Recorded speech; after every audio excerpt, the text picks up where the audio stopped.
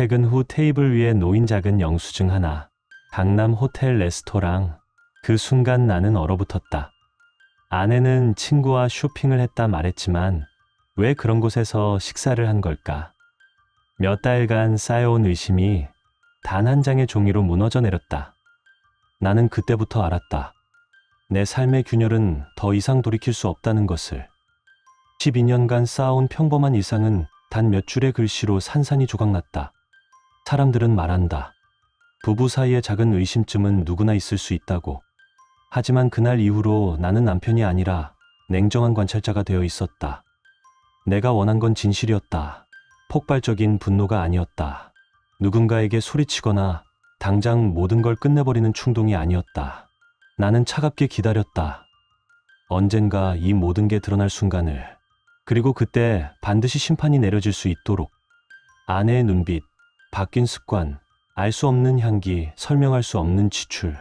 작은 단서들은 하나의 퍼즐처럼 맞춰져 갔다. 그것은 단순한 의심이 아니라 사실로 굳어지고 있었다. 하지만 나는 끝까지 말을 아꼈다. 차갑게, 그리고 집요하게 마지막 장면을 기다렸다. 이제 나는 그 이야기를 하려 한다. 누군가는 불륜이라 부르고 누군가는 배신이라 말한다.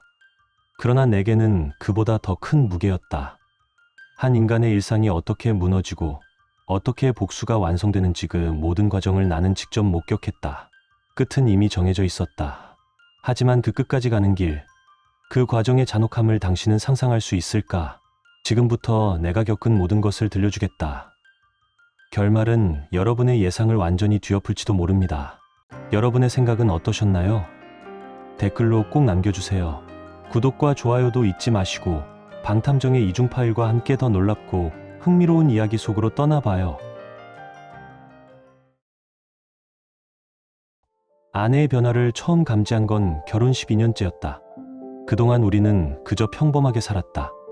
아침이면 함께 밥을 먹고 저녁이면 TV 앞에 나란히 앉아 하루를 마무리했다. 사소한 다툼도 거의 없었다. 그 평범함이 우리 삶의 전부라 믿었다. 그러나 균열은 생각보다 빨리 찾아왔다. 아내는 야근이 늘었다. 친구들과 약속이 있다는 핑계를 대며 늦게 들어오기 시작했다. 예전에는 내가 퇴근하면 불이 켜진 것이 반겨주었지만 이제는 어둠뿐인 집이 기다렸다. 한두 번은 이해하려 했다. 하지만 같은 일이 반복될수록 마음 깊은 곳에서 싸늘한 기운이 차올랐다. 휴대폰 습관도 변했다. 거실 테이블 위에 아무렇지 않게 두곤 하던 기계가 이제는 늘 손에서 떨어지지 않았다. 내가 다가가면 황급히 화면을 끄거나 휴대폰을 뒤집어 놓았다. 밤에는 알람 소리조차 들리지 않도록 진동 모드로 바꿔두었다. 숨기려는 몸짓 하나하나가 내 눈에 더 선명히 박혔다. 외모의 변화는 더욱 확실했다. 대충 화장을 하고 나가던 사람이 립스틱 색을 자주 바꾸고 진한 향수를 뿌리며 거울 앞에 서 있는 시간이 길어졌다. 거울 속에서 스스로를 확인하는 그녀의 모습이 늘어날수록 내 속은 타들어갔다. 어느 날은 동창 모임에 간다며 집을 나섰다. 전화를 걸자 전원이 꺼져 있었다. 늦은 밤 돌아온 아내의 코트에서는 낯선 향수가 짙게 배어 있었다. 내 것이 아님을 단번에 알 수 있었다. 그날 이후 나는 겉으로는 웃으며 대했지만 속으로는 한 걸음씩 거리를 두기 시작했다. 의심은 쌓였고 내 눈은 점점 예민해졌다. 그리고 퇴근 후 테이블 위에 놓인 영수증 하나가 나를 얼어붙게 했다. 강남 호텔 레스토랑. 그녀는 친구와 쇼핑을 했다고 했지만 왜 그런 곳에서 식사를 한 걸까? 며칠 뒤 직장 동료의 무심한 한마디가 내 귓가를 때렸다. 어제 호텔 근처에서 내 아내 본 것 같은데 누구랑 있던데. 그 순간 귀에서 피가 울리는 듯한 소리가 터져 나왔다. 그러나 나는 폭발하지 않았다. 숨을 깊게 들이마시며 스스로를 억눌렀다. 이제는 의심이 아니라 부정할 수 없는 증거가 필요했다. 분노는 이미 끓어올랐지만 나는 침묵 속에서 차갑게 계획을 세웠다. 감정으로만 밀어붙인다면 아무것도 끝낼 수 없다는 걸 잘 알고 있었다. 내겐 그들을 송두리째 무너뜨릴 증거가 필요했다. 밤마다 뒤척이며 스스로를 의심했다. 혹시 내가 괜한 상상을 하고 있는 건 아닐까? 하지만 어느 아침 세탁기 속에서 굴러 나온 작은 호텔 어메니티 비누 하나가 모든 걸 끝내버렸다. 나는 묻지 않았다. 아내는 잠시 머뭇거리더니 친구가 준 거야 라는 말만 내뱉으며 시선을 피했다. 그 흔들림 속에 이미 모든 답이 있었다. 그 순간 내 안의 마지막 희망까지 산산이 무너져 내렸다. 나는 결심했다. 이제는 직접 증거를 모아야 했다. 언젠가 반드시 가장 확실한 순간, 이 모든 걸 무너뜨리기 위해 먼저 아내의 지출 내역을 살폈다. 같은 카드로 매주 목요일마다 강남의 호텔에서 결제가 이루어지고 있었다. 몇 달 동안 반복된 기록이었다. 친구와 쇼핑을 했다는 말은 더 이상 핑계조차 되지 못했다. 회사 차량의 GPS 기록도 확인했다. 출장이라며 집을 비운 날, 차량은 강원도의 한 펜션에 머물러 있었다. 날짜는 내 생일 하루 전날. 축하 대신 배신을 택한 기록 앞에서 분노보다 먼저 차가운 비웃음이 입가에 번졌다. 나는 증거를 하나하나 정리해 나갔다. 호텔 영수증, 펜션 예약 내역, 비밀 계좌에서 빠져나간 식사비와 영화 티켓값. 그리고 결정적인 건 카카오톡 대화 캡처였다. 오늘 밤도 기다릴게. 남편 출장 가서 안심이야. 단 2줄의 문장만으로도 모든 게 충분히 설명됐다. 더 이상 의심은 필요 없었다. 이제 칼날을 겨눌 준비만 남았다. 그러나 나는 성급히 움직이지 않았다. 고함을 치며 분노를 터뜨리는 건 누구나 할 수 있는 일이었다. 하지만 내가 원하는 건 단순한 분풀이가 아니었다. 나는 차갑고 치밀하게 되돌릴 수 없는 심판을 준비하고 싶었다. 그래서 변호사를 찾아갔다. 법적으로 불리하지 않으려면 어떤 증거가 효력이 있는지 명확히 알아야 했다. 변호사는 내 앞에서 서류를 넘기며 단호하게 말했다. 사진, 숙박 영수증, 금융기록. 이 정도면 부정행위 입증에는 충분합니다. 그 말을 들은 순간 내 마음속의 주저함은 완전히 사라졌다. 나는 마지막으로 회사 인사팀에 제보할 자료까지 준비했다. 업무 시간에 호텔을 드나든 기록, 회사 메일 서버에 남은 흔적들, 모두가 반박할 수 없는 증거였다. 퍼즐 조각들이 하나하나 맞춰질수록 이상하게도 내 마음은 평온해졌다. 남은 건 언제 터뜨리느냐였다. 나는 출장 일정을 꾸며냈다. 며칠 동안 집을 비운다고 말하며 여행 가방까지 챙겨나갔다. 아내는 전혀 눈치채지 못했다. 그 순간의 안일함조차 내겐 또 하나의 증거였다. 그리고 마침내 그날 밤 집으로 돌아왔다. 이미 모든 걸 알고 있었기에 오늘은 단지 최종 확인의 밤이었다. 현관문을 열자마자 와인향이 코끝을 스쳤다. 거실 테이블 위에는 반쯤 비워진 와인잔 2개, 아무렇게나 벗어던진 옷까지, 흐트러진 쿠션이 흩어져 있었다. 나는 천천히 발걸음을 옮겼다. 그리고 눈앞에 펼쳐진 장면 아내와 그 남자가 소파에 밀착해 앉아 있었다. 나는 잠시 숨을 고르고 낮게 내뱉었다. 나 왔다. 내 목소리가 울리자 2사람의 몸이 순간 굳어졌다. 아내는 허둥대며 몸을 때려 했지만 이미 늦었다. 방 안의 공기는 얼음처럼 얼어붙었고 시계 초침 소리만 유난히 크게 들려왔다. 나는 말없이 휴대폰을 꺼냈다. 차갑게 셔터를 눌렀다. 찰칵, 찰칵. 아내가 비명을 지르듯 소리쳤다. 뭐 하는 거야? 그러나 나는 눈길조차 주지 않았다. 오히려 2사람의 공포에 찬 얼굴이 더 선명하게 각인됐다. 이제 준비한 모든 조각이 완벽히 맞춰졌다. 그리고 나는 차갑게 입을 열었다. 이미 다 알고 있었어. 각오해라. 그 한마디가 얼음처럼 방 안을 가르며 내려앉았다. 격렬한 폭발보다 준비된 칼날이 훨씬 더 두렵다는 걸 2사람은 그 순간 뼈저리게 느꼈을 것이다. 나는 자리에서 움직이지 않은 채 그들의 숨죽인 몸짓과 얼어붙은 표정을 끝까지 지켜봤다. 바로 그때 현관문이 쾅 하고 열리며 장모가 눈물에 젖은 얼굴로 들이닥쳤다. 도대체 무슨 짓을 한 거야? 외침과 함께 아내의 뺨에 날카로운 소리가 터졌다. 단 한 번의 딱이었지만 그것만으로도 방 안 공기는 무너져 내렸다. 장모는 더 이상 손을 대지 않았다. 대신 울먹이며 목소리를 높였다.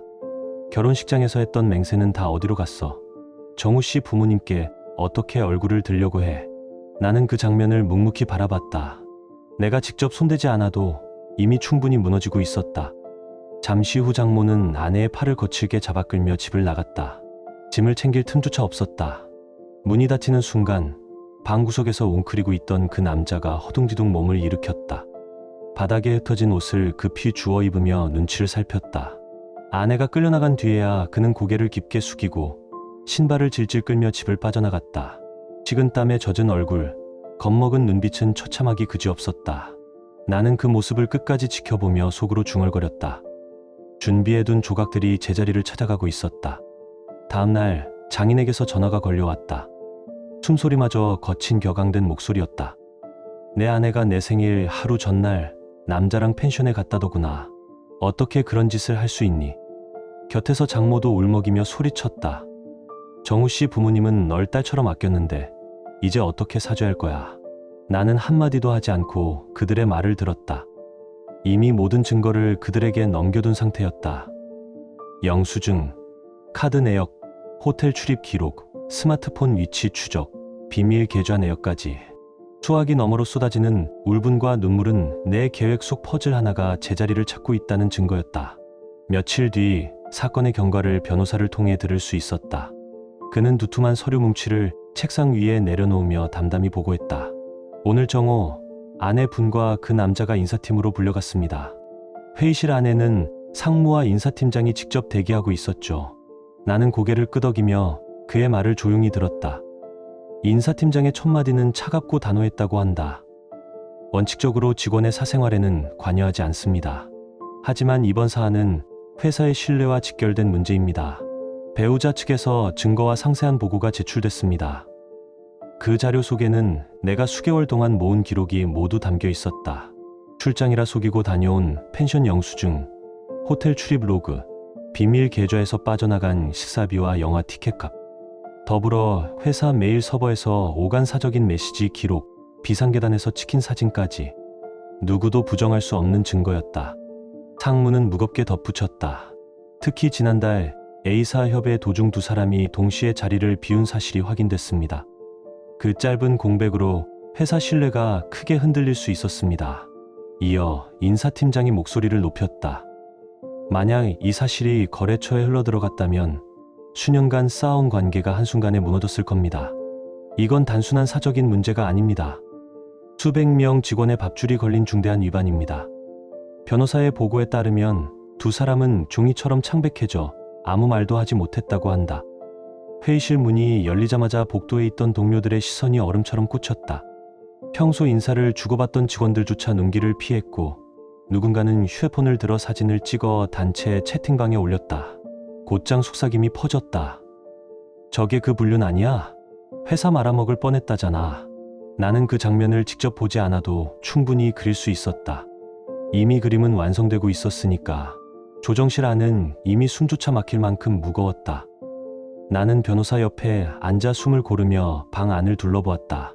아내와 그 부모, 맞은편에는 그 남자와 그의 부모가 앉아 있었다. 그 옆에는 눈가가 붉어진 채 이를 악물고 있는 그의 아내, 상무까지 자리를 지키고 있었고 공기는 곧 터질 듯 팽팽했다. 정적을 깨뜨린 건 내 변호사의 목소리였다. 그럼 사실 확인부터 시작하겠습니다. 큰 화면에 사진과 자료들이 하나씩 떠올랐다. 호텔 출입 기록, 펜션 영수증, 카드 내역, 카카오톡 메시지. 이어 회사 메일 서버에서 확인된 사적인 기록, 비상계단에서 두 사람이 함께 있는 장면까지. 장면이 바뀔 때마다 방 안의 온도는 몇 도씩 내려앉는 듯했다. 아내는 고개를 숙인 채 눈을 들지 못했고 그 남자의 아내는 눈물을 삼키며 이를 악물었다. 장인과 장모는 손을 부르르 떨며 꽉 움켜쥐고 있었고 인사팀장은 무표정하게 메모를 이어갔다. 변호사가 다시 입을 열었다. 위자료는 남편 측에 3천만 원, 상대 배우자에게 2천만 원을 지급해야 합니다. 또한 두 사람은 향후 10년간 어떠한 접촉도 하지 않는다는 합의서를 작성해야 합니다. 나는 그제야 아내를 정면으로 바라봤다. 목소리는 차갑게 가라앉아 있었다. 너 기억하지? 지난번 그 남자에게 했던 말. 당신은 짐일 뿐이야. 오늘 그 말 그대로 돌려줄게. 아니, 정확히 말하면 내가 날 그렇게 만든 거지. 순간 방 안은 얼어붙었다. 아내의 어깨가 크게 흔들렸고 그 남자의 얼굴은 종이처럼 새하얗게 질렸다. 더는 말을 보탤 필요가 없었다. 이미 결론은 내려진 것이나 다름없었다. 나는 천천히 휴대폰을 꺼내 화면을 켰다. 모두가 지켜보는 앞에서 증거 사진들을 하나씩 삭제했다. 법원에는 이미 제출돼 있습니다. 내 손에는 더 이상 필요 없는 것들이죠. 정적 속에서 울린 버튼 소리가 방 안을 가르며 최종 선언처럼 퍼져나갔다. 변호사가 결론을 읽어 내려가는 동안 장인과 장모는 몇 번이고 깊이 고개를 숙이며 내게 사죄를 반복했다. 상무는 냉정한 목소리로 덧붙였다. 두 사람의 행위는 회사의 신뢰를 뿌리째 흔들었습니다. 아내는 고개를 들지 못한 채 손만 덜덜 떨고 있었다. 그 순간 나는 깨달았다. 더 이상 분노할 필요가 없다는 걸. 현실 자체가 가장 무거운 심판이었으니까. 증거 제시가 끝나자 변호사는 이번엔 그 남자에게 질문을 던졌다. 나는 정면으로 그를 바라봤다. 불과 며칠 사이에 그는 완전히 달라져 있었다. 눈 밑에는 깊은 그늘이 드리웠고 얼굴빛은 잿빛으로 변해 있었다. 오른쪽 뺨에는 여전히 멍 자국이 선명했고 간간히 마른 기침이 터져나왔다. 그는 목소리조차 내지 못한 채 고개만 끄덕이거나 흔들 뿐이었다. 장인과 장모는 그 참담한 모습을 보며 깊은 한숨을 내쉬었고 그의 아내는 눈을 감은 채 고개를 떨구었다. 방 안을 짓누르는 절망의 무게는 누구도 부정할 수 없었다. 잠시의 침묵 끝에 인사팀장이 자리에서 일어나 선언했다. 양측 모두 금일부로 해고 조치합니다. 그 말이 떨어진 순간 방 안은 무겁게 가라앉았다. 숨조차 함부로 내쉴 수 없을 만큼 공기는 차갑게 얼어붙었다. 나는 입술을 굳게 다문 채 그 장면을 끝까지 바라봤다. 이어서 내 변호사가 차분히 위자료 금액을 읽어 내려갔다. 피해자 측 남편에게 3천만 원, 그리고 상대 배우자에게 2천만 원, 총 5천만 원을 지급해야 합니다. 이 금액은 이미 최소한의 보상입니다. 순간 회의실 안은 더욱 깊은 정적에 잠겼다. 숨소리 하나조차 크게 울려 퍼졌다. 곧이어 그 남자의 아내 측 변호사가 말을 이었다. 저희 의뢰인에게도 별도의 위자료 2천만 원, 그리고 남편에게 5천만 원을 청구합니다. 탁자 위에 쌓인 액수는 도화복 단위를 훌쩍 넘어섰다. 그 무게는 방 안에 앉아있던 모든 사람의 어깨를 짓누르고 있었다. 아내가 결국 고개를 들었다. 떨리는 목소리가 흘러나왔다. 제발 감당할 수 없습니다. 조금만 줄여주시면. 나는 단 한 번도 얼굴을 일그러뜨리지 않았다. 대신 내 변호사가 담담히 잘라 말했다. 이미 최소한으로 책정된 금액입니다. 감액은 불가능합니다. 그 남자의 아내가 마지막으로 차갑게 덧붙였다. 우리가 받은 상처는 돈으로도 설명할 수 없습니다. 하지만 최소한의 책임은 반드시 져야 합니다. 더 이상 피할 곳 없는 현실. 방 안의 시선은 모두 얼음처럼 차가웠다. 나는 그저 묵묵히 지켜봤다. 이미 내려진 판결이 두 사람의 삶을 송두리째 무너뜨리기에 충분했다. 협의가 끝난 뒤 장인은 깊게 숨을 내쉬더니 무겁게 선언했다. 위자료는 우리가 대신 낸다. 하지만 너는 빚으로 갚아야 한다. 매달 100만 원씩 다 갚을 때까지 최소 5년은 걸릴 거다. 그 말이 떨어지는 순간 방 안은 한층 더 무거워졌다. 아내는 입술을 깨물며 고개를 떨구었고 얼굴에는 희망이란 그림자가 조금도 보이지 않았다. 장모는 두 손으로 무릎을 꽉 움켜쥐고 있었다. 차갑게 얼어붙은 공기 속에서 나는 오직 정적만을 느낄 수 있었다. 회의실을 나서려던 순간 나는 걸음을 멈추고 두 사람을 정면으로 바라봤다. 차갑지만 흔들림 없는 목소리로 말을 내뱉었다. 가정일 하나 챙기지 못하는 남편이라 미안했다. 일만 해서 신경 쓰지 못해서 미안했다. 말이 이어질 때마다 아내의 어깨가 움찔거렸다. 그 말들은 모두 과거 그녀가 그 남자에게 흘렸던 불평 그대로였다. 나는 마지막으로 짧고 단호하게 내리꽂았다. 즐거웠냐? 그 한마디로 방 안은 산산이 갈라졌다. 아무도 대답하지 못했고 숨소리마저 멎은 듯했다. 나는 천천히 몸을 돌려 회의실을 걸어 나왔다. 뒤에 남은 것은 숨막히는 정적과 완전히 무너져가는 두 사람뿐이었다. 며칠 뒤 아내는 회사에 마지막으로 들렀다. 책상 위 짐은 이미 정리돼 있었고 동료들은 눈길조차 주지 않았다. 한때 커피를 건네며 웃던 후배도 늘 인사를 나누던 옆자리 동기도 고개를 돌렸다. 상무는 냉정하게 단호히 말했다. 오늘로 해고가 최종 확정됐습니다. 아내는 깊이 고개를 숙인 채 건물을 빠져나왔다. 주변의 시선은 단 한 번도 그녀를 따라가지 않았다. 이미 그녀는 투명인간처럼 취급받고 있었다. 발걸음은 무거웠고 회사 건물 유리창에 비친 모습은 낯설 정도로 초라했다. 집에 돌아오자마자 그녀를 기다린 건 내 손에서 보낸 단 한 줄의 통보서였다. 한 달 안에 집을 비워라. 차갑고 건조한 문장이었다. 아내는 마지막 희망으로 부모 집에 전화를 걸었다. 그러나 장인은 단호했다. 위자료 다 갚기 전엔 이 집에 발도 들이지 마라. 내 잘못의 무게를 내 스스로 감당해라. 그 목소리는 아내의 마지막 퇴로마저 끊어버렸다. 결국 그녀는 노량진의 낡은 원룸으로 내몰렸다. 곰팡이 냄새가 벽지에 스며 있었고 오래된 얼룩이 벽을 따라 흉터처럼 남아 있었다. 좁은 창문으로 들어오는 햇빛마저 탁하게 변해 있었고 바닥은 삐걱거렸다. 낮에는 편의점 계산대에 서서 하루 종일 손님들의 퉁명스러운 말과 마주해야 했다.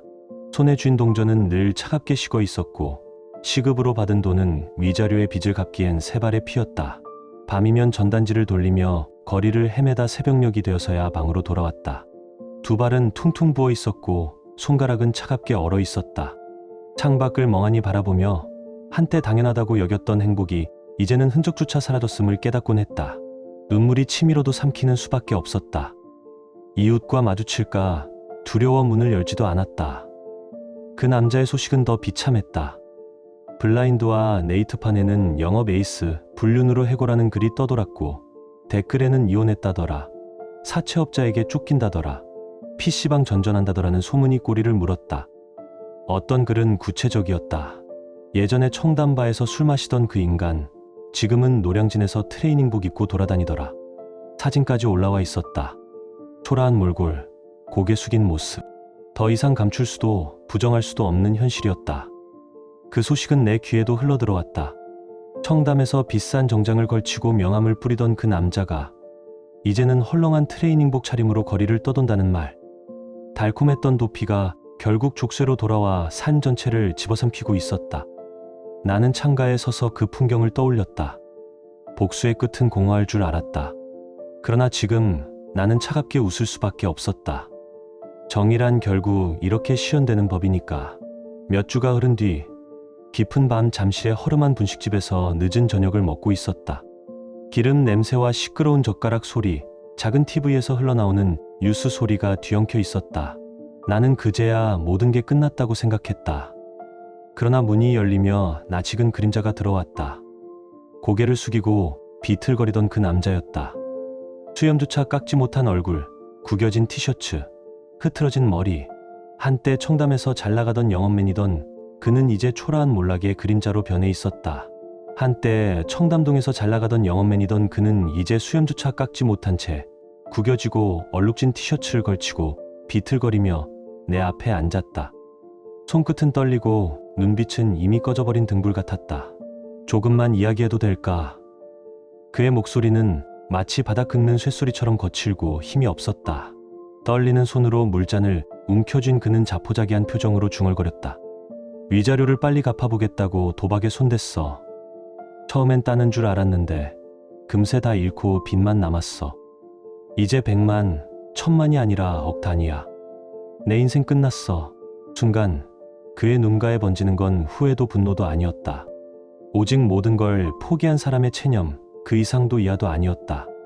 나는 아무 대답도 하지 않았다. 오직 차갑게 그를 바라볼 뿐이었다. 무너져가는 모습을 이렇게 눈앞에서 확인하는 것, 그것이야말로 내가 준비해온 가장 완벽한 대답이었으니까. 한 달 뒤 나는 다시 그를 마주쳤다. 이번에는 노량진 새벽 인력시장 근처였다. 겨울 새벽 공기는 뼛속까지 스며들었고 수십 명의 일용직 노동자들이 추위를 피하려고 종이컵 커피를 움켜쥔 채 몸을 떨고 있었다. 그 틈에서 그는 낡은 안전모를 손에 들고 있었다. 한때 청담동에서 값비싼 정장을 입고 거래처와 웃으며 악수하던 남자가 이제는 노동시장 구석에서 인부들과 한 줄로 서 있었다. 그가 나를 보더니 허탈한 웃음을 지으며 다가왔다. 오늘은 공사장, 내일은 이삿짐 센터. 하루 벌어 하루 먹고 살지만 벌어도 다 사라져. 억대 빚에 이자도 막지 못해. 내 옆에서 웃던 내가 이제 이 꼴이야. 목소리는 바람에 흩날리는 먼지처럼 가볍고 텅 비어 있었다. 잠시 숨을 고르던 그는 씁쓸하게 덧붙였다. 너만은 조심해라. 나는 그 말에 어떤 대꾸도 하지 않았다. 이미 그의 몰락은 스스로 불러온 업보였으니까. 순간적으로 가슴이 철렁 내려앉았지만 곧 서늘한 기운이 차올랐다. 그의 파멸은 단순한 불운이 아니라 내가 바라던 결말이자 그가 반드시 짊어져야 할 무게였다. 한편 아내는 노량진 원룸에서 겨우 버티고 있었다. 곰팡이 냄새가 벽지를 파고들었고 바닥은 눅눅하게 젖어 있었다. 겨울밤이면 보일러조차 제대로 켜지지 않아 이불 속에서 이를 딱딱 부딪히며 잠들곤 했다. 편의점 야간 아르바이트, 도시락 가게, 패스트푸드점까지 세 군데를 전전하며 하루 4시간 남짓한 잠으로 연명했다. 제대로 된 끼니를 챙기지 못해 영양실조로 몸은 야위어 갔고 눈 밑은 시커멓게 꺼져 있었다. 거울 속의 그녀는 더 이상 청담에서 화려한 옷차림으로 웃던 여인이 아니었다. 초라한 옷차림, 텅 빈 눈빛, 지쳐버린 얼굴. 그것이 지금의 전부였다. 하지만 아무리 몸부림쳐도 삶은 나아지지 않았다. 면접장에 들어가면 차가운 시선만 돌아왔다. 업계가 좁습니다. 이미 다 알려져 있습니다. 인사 담당자의 무심한 말에 아내는 입술을 깨문 채 고개를 떨구고 나올 수밖에 없었다. 인터넷 커뮤니티에는 여전히 그녀의 이름이 떠돌았다. 불륜녀, 회사 말아먹은 사람, 나기는 꼬리표처럼 달라붙어 떨어지지 않았다. 친구들은 연락을 끊었고 부모조차 부끄럽다며 집에 들이지 않았다. 밤마다 좁은 원룸 구석에서 울음을 삼키며 스스로 저지른 잘못의 무게에 짓눌려 고립되어 갔다. 한때 당연했던 행복이 이제는 흔적조차 사라졌음을 깨닫고 눈물을 삼켰다. 그날 불륜만 저지르지 않았더라면 그 생각이 밤마다 그녀를 파고들었다. 결국 월세조차 감당하지 못한 그녀는 집주인에게 쫓겨났다. 막다른 길에서 손에 쥔 것은 길거리에서 건네받은 전단지 아르바이트 전표뿐이었다. 밤에는 노량진 지하 상가 술집에서 손님 옆에 앉아 술잔을 채우고 새벽이면 전단지를 돌리며 생계를 이어갔다. 때로는 술 취한 손님이 손을 뻗어와 모욕을 주기도 했지만 거부할 힘조차 없었다. 그 모든 굴욕을 삼키는 것만이 하루를 버티는 방법이었다. 그러던 어느 날 술집 손님들 속에서 낯익은 얼굴이 그녀를 알아봤다. 과거 거래처에서 몇 번 본 사람이었다. 그의 시선이 아내를 스치자 낮고 차가운 속삭임이 퍼졌다. 저 사람 불륜녀 아니야? 순식간에 속삭임은 옆자리로 번졌고 누군가는 휴대폰을 들어 그녀의 초라한 모습을 찍었다. 플래시가 번쩍이지 않아도 그 순간 아내의 얼굴은 하얗게 질렸다. 수치심과 공포가 동시에 밀려와 눈물이 터질 것만 같았다. 다음 날 인터넷 커뮤니티에는 그녀의 사진이 다시 퍼졌다. 술집의 퇴색한 불빛 아래 앉아있는 완전히 몰락한 얼굴. 화려했던 과거는 사라지고 초라한 현실만이 잔혹하게 기록돼 있었다. 결국 여기까지 떨어졌네. 비아냥거리는 댓글이 줄줄이 달렸다. 아내는 부끄러움에 몸을 떨며 컴퓨터 화면조차 열어보지 못했다. 나는 그 모든 모습을 차갑게 지켜봤다. 되돌아갈 길은 이미 사라졌다. 그녀는 스스로 선택한 배신의 대가를 끝까지 감당하며 살아갈 수밖에 없었다. 그리고 그것이야말로 내가 준비한 최종 심판이었다. 그 순간 아내의 얼굴은 하얗게 질렸다. 속삭임은 순식간에 옆자리로 번졌고 누군가는 휴대폰을 들어 사진을 찍었다. 술집의 탁한 공기 속에서 그 초라한 모습이 그대로 캡처됐다. 다음 날 인터넷 커뮤니티에는 그녀의 몰락한 얼굴이 그대로 퍼졌다. 결국 여기까지 떨어졌네. 회사 말아먹더니 이제는 지하 수집 도우미라네. 비아냥거리는 댓글이 줄줄이 달리고 있었다. 블라인드와 네이트판, 지역 맘카페까지 사진은 삽시간에 번졌다. 직장 동료였던 누군가가 단체 채팅방에 올렸다는 말도 돌았다. 예전에 같이 근무하던 불륜녀 맞지? 이 한마디로 그녀는 더 이상 숨을 곳이 없게 됐다. 나는 조용히 화면을 스크롤 내렸다. 댓글 하나하나가 칼날처럼 아내의 피부를 베어내고 있다는 걸 알고 있었다. 그 순간 그녀가 어떤 표정으로 휴대폰을 내려놓았을지 생생히 떠올려졌다. 부끄러움과 수치심에 몸을 떨며 눈물을 억지로 삼켜야 했을 것이다. 현실도 다르지 않았다. 시장에 가면 사람들의 시선이 그녀를 따라다녔다. 편의점 야간 알바를 할 때는 술에 취한 손님이 일부러 소리쳤다. 야, 저 사람 불륜녀 맞잖아. 신문에 다 났다며? 다른 손님들이 킥킥 웃었고 어떤 이는 동전을 툭 던지며 말했다. 잘 버티고 있네, 불륜녀 씨. 그 모욕적인 순간마다 아내는 고개를 숙이고 아무 대꾸도 하지 못했다. 사회적 매장이란 게 바로 이런 것이었다. 거울 속의 그녀는 더 이상 청담에서 화려한 옷차림으로 웃던 여인이 아니었다. 허름한 옷차림, 텅 빈 눈빛, 지쳐버린 얼굴. 그것이 지금의 전부였다. 한때 결혼식장에서 순백의 드레스를 입고 부모님 앞에서 고개 숙이며 맹세하던 모습은 이제 그림자조차 남지 않았다. 그날의 눈부신 조명이 오늘의 붉은 네온사인으로 바뀌어 있었다. 그 대비가 그녀의 몰락을 더욱 선명하게 보여주고 있었다. 밤마다 반복되는 후회는 그녀를 무너뜨렸다. 그날 불륜만 저지르지 않았더라면 그 생각에 사로잡혀 새벽마다 베개를 눈물로 적셨다. 그러나 위자료의 그림자는 사라지지 않았다. 매달 100만 원씩 내야 하는 빚. 하지만 알바 3군데를 다녀도 손에 쥐는 돈은 80만 원 남짓. 월세, 생활비, 교통비를 제하면 남는 건 마이너스뿐이었다.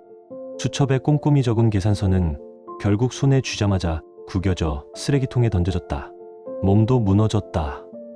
제대로 된 끼니를 챙기지 못하니 영양실조로 야위었고 머리카락은 한 움큼씩 빠졌다. 밤에는 물로 배를 채우며 무릎을 끌어안고 웅크린 채 어둠 속에 앉아 있었다. 어느 날은 편의점 카운터에서 갑자기 쓰러졌지만 점주는 차갑게 말했다. 괜히 문제 일으키지 마. 손님들 불편해. 그녀는 다시 자리로 돌아와 아무렇지 않은 듯 미소를 지었지만 눈 밑의 검은 그늘은 감출 수 없었다. 면접조차 기회가 되지 않았다. 업계가 좁습니다. 이미 다 알고 있어요. 인사 담당자의 말에 그녀는 입술을 깨문 채 고개 숙이고 면접장을 나와야 했다. 그 발걸음이 얼마나 무거웠을지 나는 굳이 상상하지 않아도 알 수 있었다. 인터넷 커뮤니티에는 여전히 그녀의 이름이 떠돌았다. 불륜녀, 회사 말아먹은 사람, 친구들도 연락을 끊었고 부모마저 부끄럽다며 집 문을 닫았다. 결국 좁은 원룸 구석에 앉아 울음을 삼킬 수밖에 없었다. 누구도 손 내밀지 않는 세상 속에서 스스로 저지른 잘못의 무게에 짓눌려 고립되어 갔다. 그리고 나는 그 모든 추락을 담담히 바라보고 있었다. 분노가 아닌 냉정한 눈으로. 내가 준비한 건 칼날이었지만 세상은 더 잔혹한 법정을 열어주고 있었다. 결국 월세조차 내지 못해 집주인에게 쫓겨났다. 막다른 길에서 아내는 길거리에서 건넨 전단 아르바이트 제안을 덥석 잡았다. 밤이면 노량진 지하 술집에서 손님 옆에 앉아 잔을 채우고 새벽이면 전단지를 돌리며 겨우 생계를 이어갔다. 그러던 어느 날 술집 손님들 속에서 낯익은 얼굴을 마주쳤다. 과거 거래처에서 몇 번 본 사람이었다. 그의 시선이 아내를 스치더니 낮은 목소리가 흘러나왔다. 저 사람 불륜녀 아니야? 그 순간 아내의 얼굴은 피처럼 질려버렸다. 속삭임은 순식간에 퍼져나갔고 누군가는 휴대폰을 들어 사진을 찍었다. 다음 날 인터넷에는 그녀의 몰락한 모습이 다시 퍼졌다. 댓글은 더욱 노골적이었다. 이제 술집 도우미까지 전락했네. 거짓말은 결국 자기 목을 죄는 법이지. 저 얼굴, 한때 내가 거래처에서 봤던 그 여자가 맞나 싶네. 나는 화면을 보며 조용히 숨을 고르며 생각했다. 이제 되돌아갈 길은 없었다. 그녀는 스스로 선택한 배신의 대가를 끝까지 감당하며 살아갈 수밖에 없었다. 그리고 그것이야말로 내가 준비한 최종 심판이었다. 지금 당신의 마음은 어떤가요? 이야기를 읽으며 떠오른 감정이나 생각이 있다면 댓글로 나눠주세요. 당신의 진심 어린 한마디가 누군가에겐 큰 위로가 될 수 있습니다. 이 짧은 이야기 속에 작은 온기나 잊고 지낸 감정 하나라도 담겨 있었다면 그것만으로 이 이야기는 충분히 의미 있는 시간이었을 거예요. 좋아요와 구독 그리고 공유는 이런 따뜻한 이야기가 더 많은 사람의 하루에 조용히 스며들 수 있는 힘이 됩니다. 함께 해주셔서 고맙습니다. 당신의 하루에도 조용한 평안과 따뜻한 사람이 함께하길 진심으로 바랍니다.